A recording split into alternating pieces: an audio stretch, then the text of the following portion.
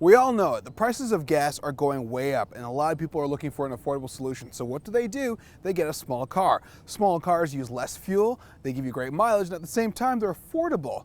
But what about the Fiat 500c? It's a convertible that looks good, but are those looks too good to be true?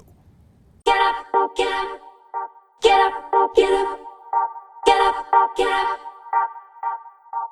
Oh, get up, get up, get up, get up.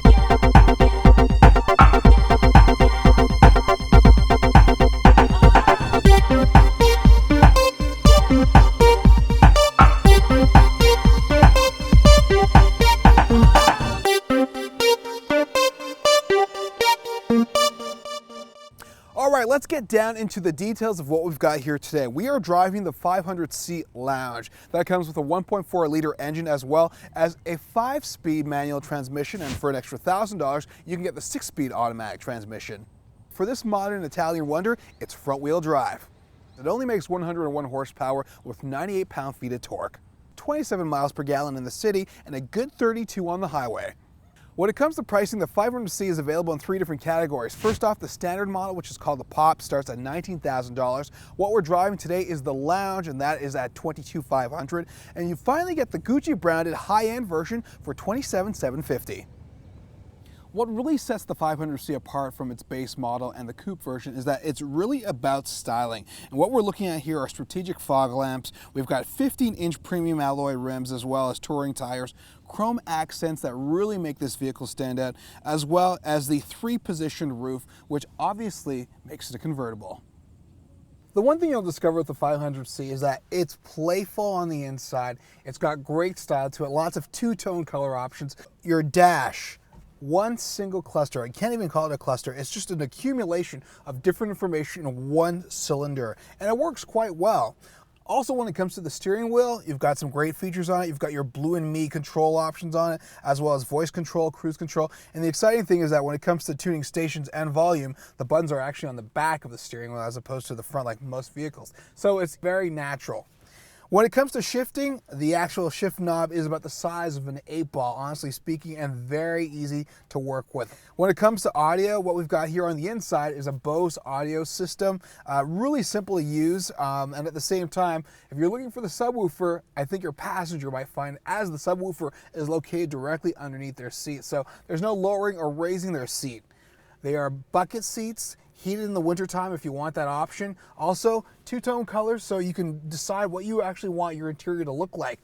When it comes to seating in the rear, there isn't a lot of space for adults. You're not going to stuff a lot in the back unless you put the 2 seats back, and then you've got a little more space, but really there truly doesn't give a lot.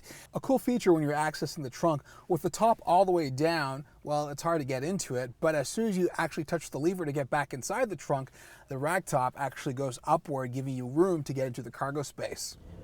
So when I first got behind the wheel of the Fiat 500c, I thought, great, it's going to be luxurious because it's Fiat, it's new, it's fantastic, and it's also going to be convertible. When you realize that it's only 101 horsepower with 98 pound-feet of torque, it doesn't go very fast, so power is not its strength. It's really truly about looks. However, there is a sport mode which is standard on all Fiat 500s where you can actually engage the vehicle a little more. It's a small car and it's actually quite low to the ground, so you can actually feel the bumps, but it's not bad with this very solid suspension. One of my biggest pet peeves is the soft top in the rear. Essentially what happens is that when it's completely down, it creates a bit of a blind spot. So you're relying on your mirrors, and if you're tall like me, you can kind of stick your head out and look over it, but at the same time, who really wants to have to do that?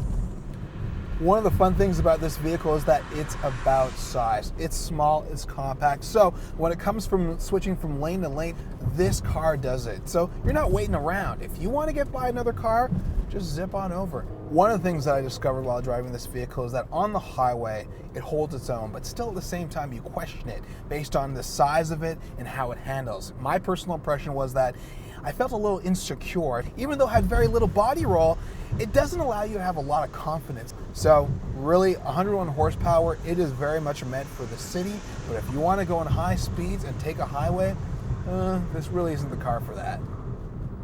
When it comes to the 2012 Fiat 500c, it's very much about personality over performance. The things I didn't like about this vehicle were that the cargo space was very, very small. Also, when you had it in sunroof mode, there was lots of wind that entered the cabin, which wasn't very pleasant.